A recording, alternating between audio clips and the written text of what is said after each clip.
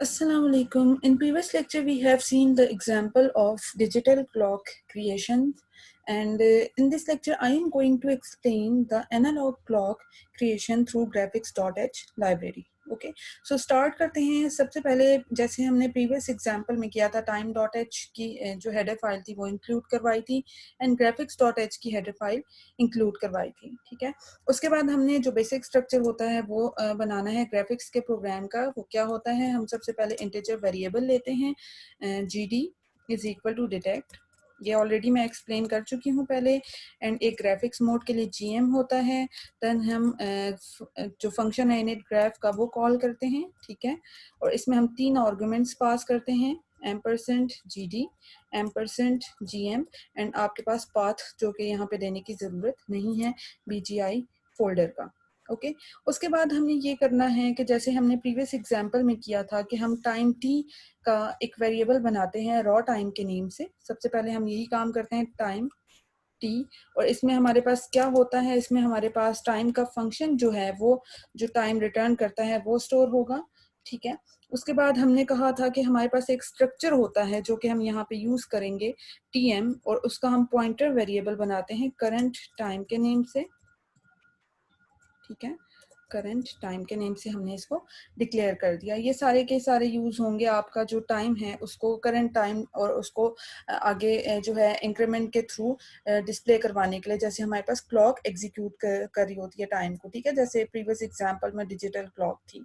उसके बाद हमने ये करना है कि हमने एक अरे ले लेनी है। फॉर एग्जाम्पल यहाँ पे मैं 100 साइज की अरे ले लेती हूँ, जैसे कि हमने प्रीवियस एग्जाम्पल्स में देखा है कि किस तरह से हम वैल्यू को कॉपी करवा के प्रिंट करवाते हैं। ठीक है, देन हमने ये काम करना है कि हमने जो क्लॉक का सर्कल बनाना होगा वो हमारे पास मिड में डिस्प्ले हो, तो हम उसके लिए एक काम करते हैं कि हम एक मैक्सिमम एक्स का वेरिएबल ले लेते हैं, या मिड एक्स के नेम से वेरिएबल ले लेते हैं, जिसमें हम गेट मैक्स एक्स का फंक्शन कॉल करेंगे। ठीक है, इस फंक्शन को हम पहले देख चुके हैं कि ये फंक्शन हमारे पास मैक्सिमम एक्स की वैल्यू लेता है, और मैंने आपको पहले भी बताया था कि सेंटर पॉइंट में आने के लिए हम क्या करते हैं, इसको डिवाइडेड बाय 2 कर देते हैं।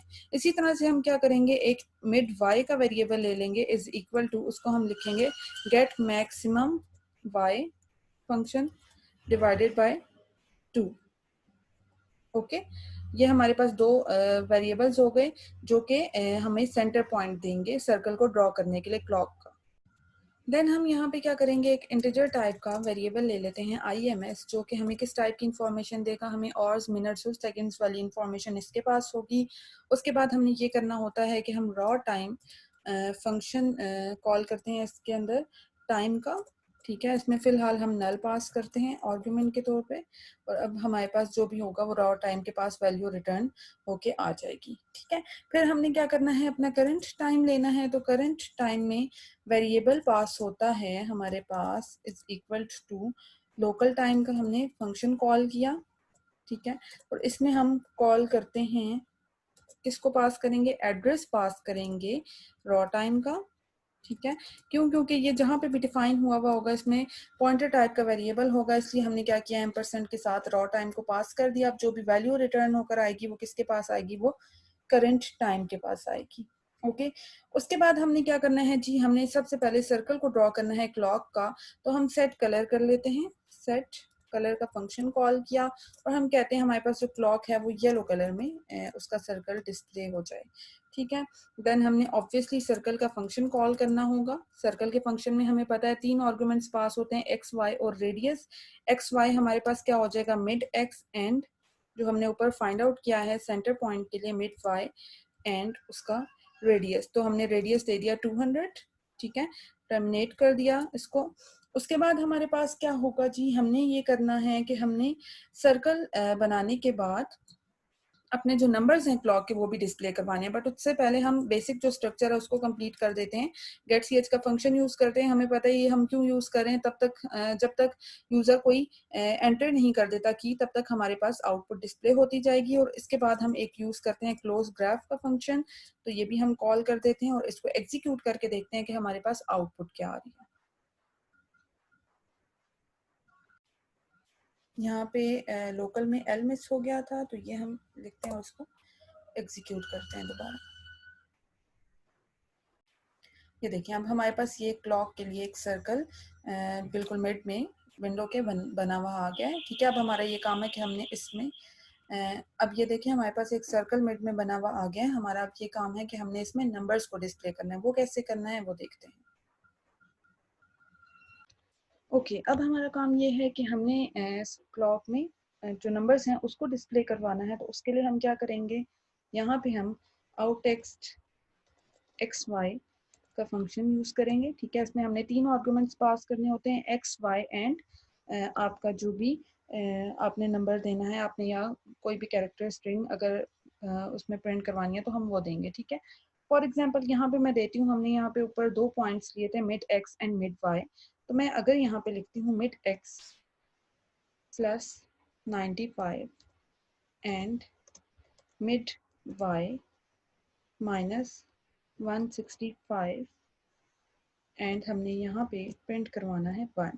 ठीक है, इसकी हम आउटपुट देखते हैं कि एक्चुअली किस तरह से काम कर रहा है और हमारे पास आउटपुट किस फॉर्म में आएगी।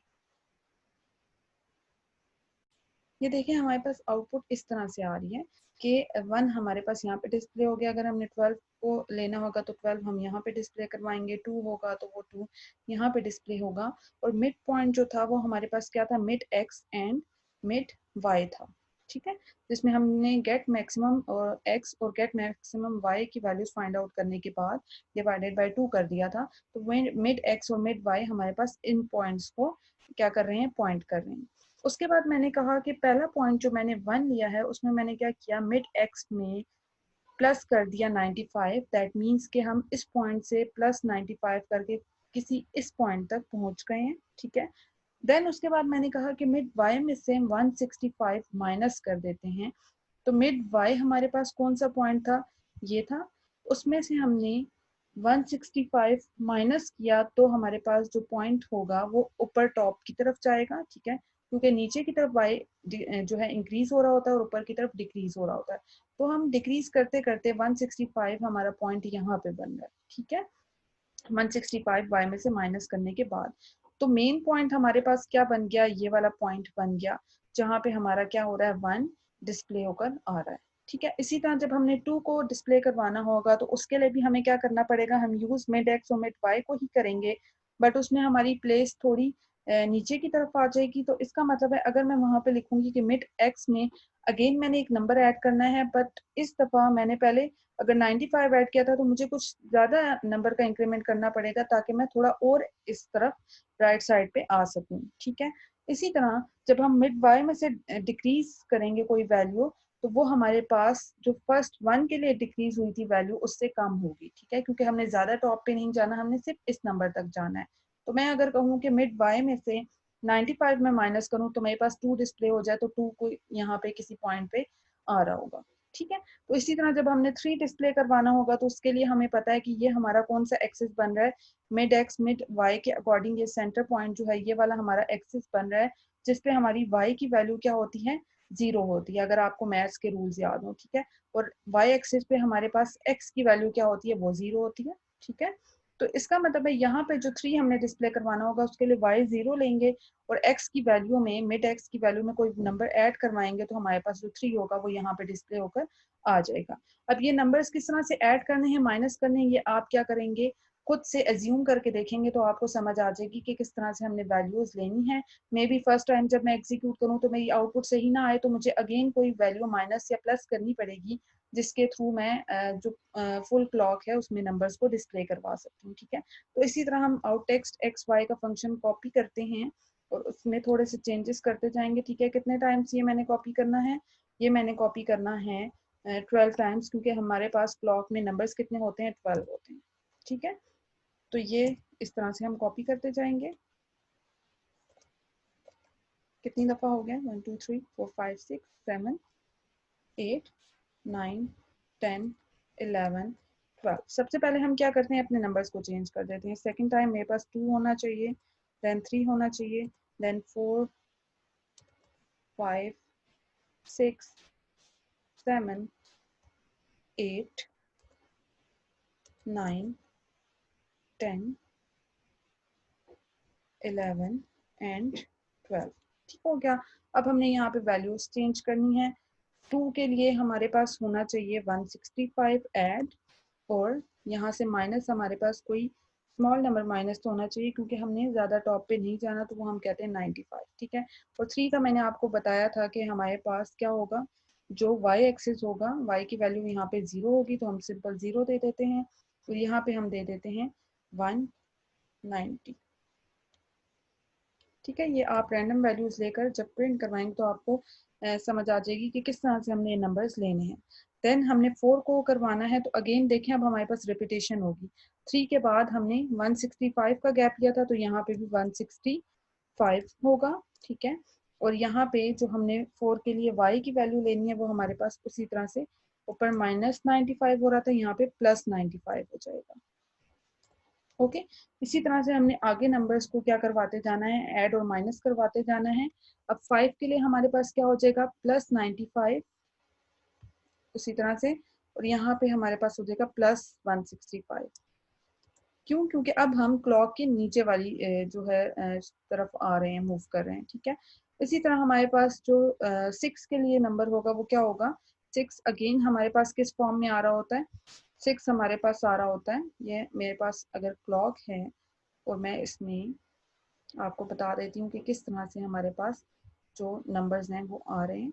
यहाँ पे हमारे पास 12 होता है और यहाँ 6 होता है, ठीक है। दैट मीन्स कि हमारा मिड पॉइंट ये था, और ये हमारा वाई एक्सिस बन रहा है, तो वाई पे हमें पता है कि हमारी जो एक्स की वैल्यू होती है वो 0 होती है, तो हम क्या करेंगे, 6 के लिए जो एक्स की वैल्यू है वो 0 कंसिडर करेंगे, ठीक है। यहाँ पे मिड वाई भी आएगा। ओके, उसके बाद हमारे पास 6 के लिए जो मिड वाई की वैल्यू होगी वो +190 होगी। प्लस क्यों कर रहे हैं, ये अगेन मैं आपको बता देती हूँ कि यहाँ से हमने नीचे की तरफ मूव करना है, तो हम क्या करेंगे, y को इंक्रीज करते हैं, ठीक है। 190 तक हम जा रहे हैं, और यहाँ पे मैक्सिमम वैल्यू हमने 190 ही ली हुई थी। अच्छा, उसके बाद 7 है, 7 के लिए -95 हमने करना है। 7 हमारे पास यहाँ पे कहीं पे आएगा, ठीक है। और हमने x से लेफ्ट साइड पे मूव करना है, दैट मीन्स कि हमें वैल्यू को माइनस करना पड़ेगा, और y की वैल्यू हमारे पास अगेन क्या होगी, प्लस होगी, +165।